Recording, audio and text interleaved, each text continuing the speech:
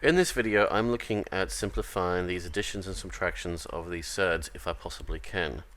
So if I have a look at part A, we'll see what it means to do that. So 3 root 7 plus 2 root 7. Now, if these two numbers under the surds are the same, then life is really easy.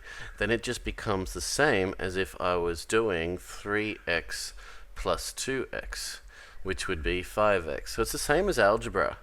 So all I need to do then is just add 3 and 2 to give me 5 and have the root 7. And that's all it is. Okay, so now having a look at part B, I have 5 root 2 minus 3 root 8. Now in this case, these two numbers here are not the same. So I can't just go and subtract these surds as they stand. But I can divide 8 by 2. So I can rewrite this as 5 root 2 minus 3. Well, 8 divided by 2 is 4, so I'm going to have root 4 times root 2.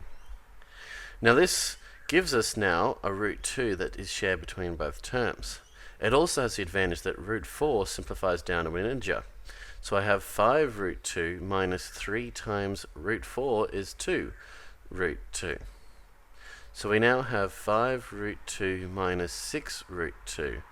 And that's going to give us negative 1, or just negative, root 2. So now having a look at part C, I have 5 root 12 minus root 27. Now again, these two numbers are not the same, but I also have the extra complication that 12 does not divide 7. So I have to do something else. 12 is 6 times 2, but that's also not going to help 27 because we can't divide 27 by 6 or 2. So I can have a look also at 4 times 3 is 12, and I can divide 27 by 3, so I'm going to do that.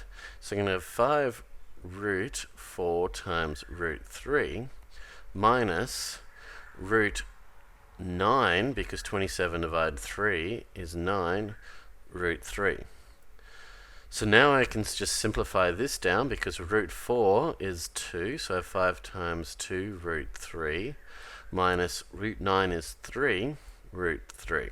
So that gives me 10 root 3 minus 3 root 3, which is 7 root 3. And lastly, looking at part D, I have root 5 plus root 15.